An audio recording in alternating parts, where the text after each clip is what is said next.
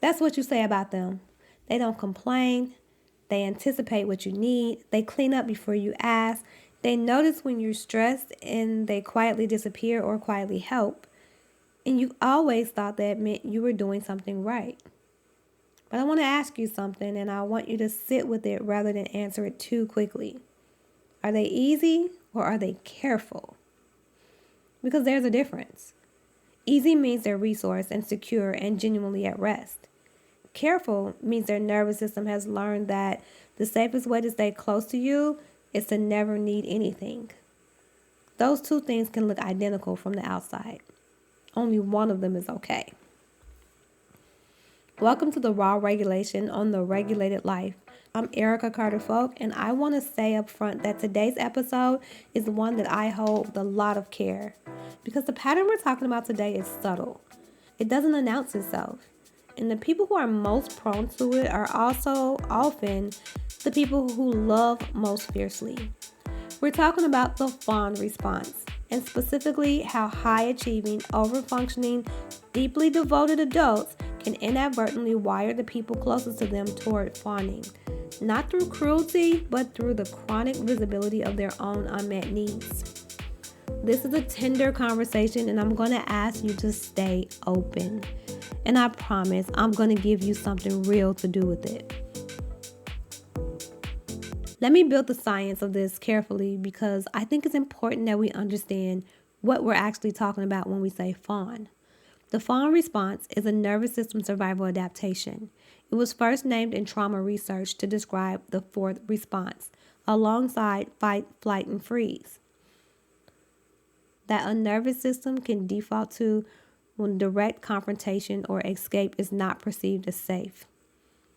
In fawning, the nervous system learns to manage the emotional environment, to read the room with extraordinary precision, to anticipate the needs and moods of others and adjust itself accordingly, becoming agreeable, helpful, self-effacing, low maintenance, in order to maintain connection and avoid threat.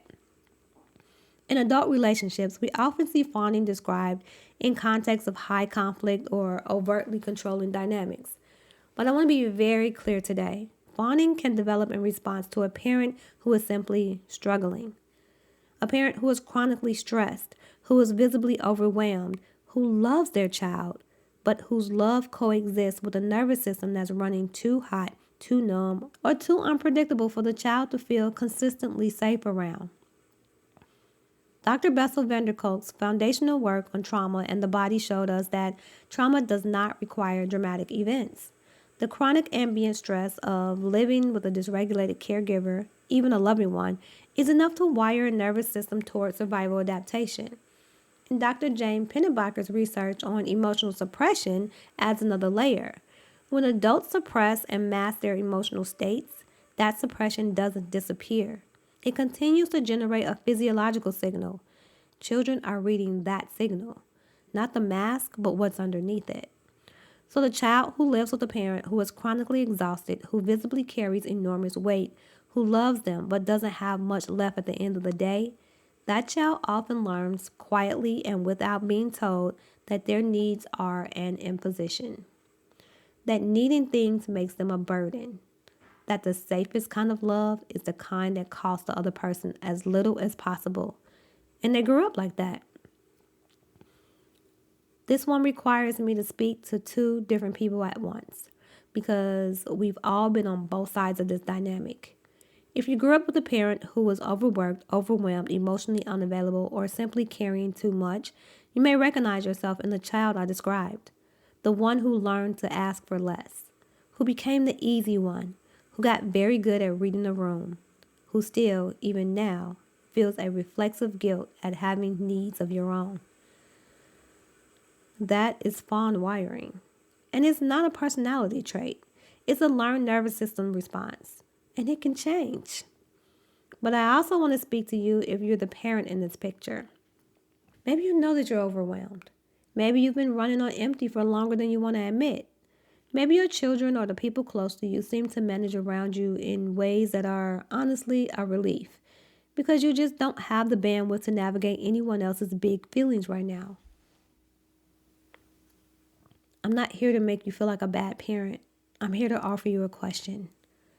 What are they learning about love from watching you? Are they learning that they're allowed to have needs?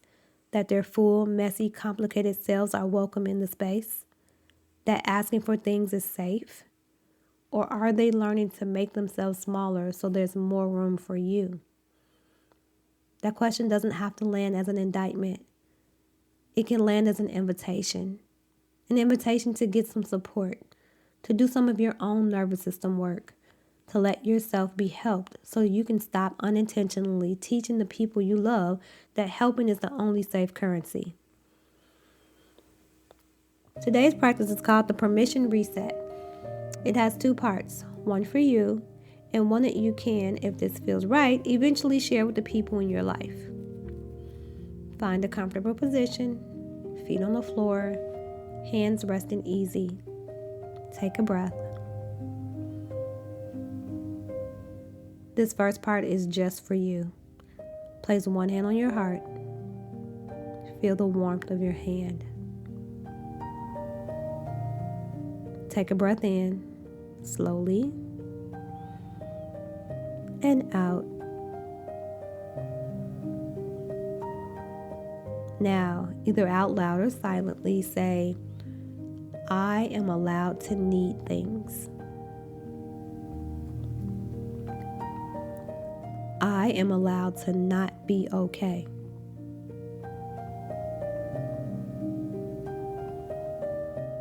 My needs are not an imposition on the people who love me.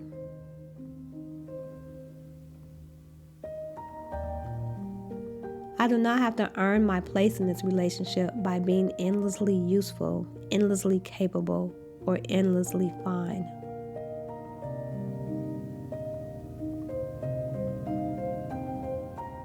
Take a breath. Notice what comes up. There might be resistance. There might be a voice that says, but I have to be strong. I have to hold it together. I can't let them see me struggle. Just notice that voice. You don't have to argue with it. Just let it be there while you keep breathing.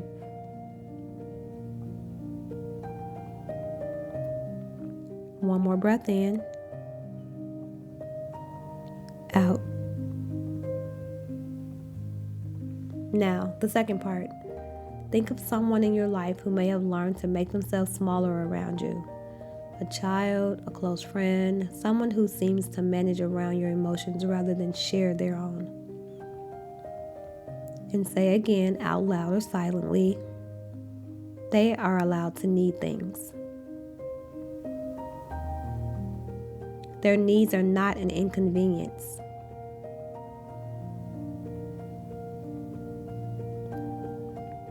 I want to be someone whose presence makes them feel safe to be full-sized.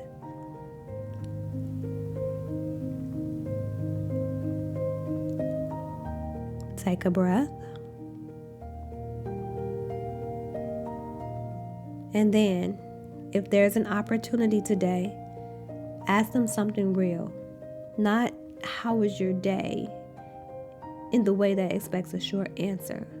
Ask something that creates genuine space. What do you actually need right now? And then wait and stay and let whatever they say be welcome.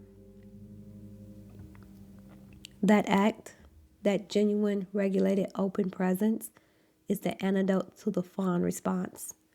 It's how you begin to unwire it.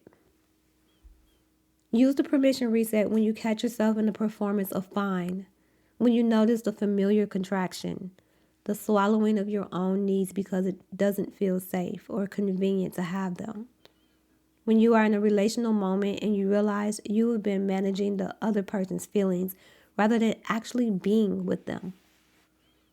And use it when you suspect the people around you are fawning, when the room feels too agreeable, too quiet, too carefully managed.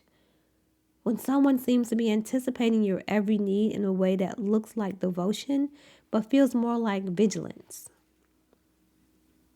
You don't fix the fawn response by demanding that people stop people-pleasing. You fix it by becoming a nervous system that is safe enough to not need managing. That work starts here.